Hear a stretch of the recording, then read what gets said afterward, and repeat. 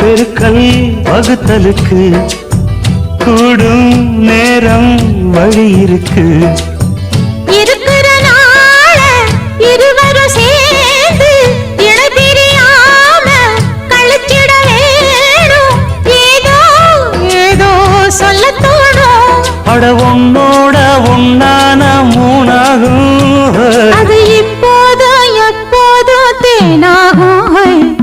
பள்ளிக்கூடம் போகலாமா, அதுக்கு புத்தகத்தை வாங்கலாமா?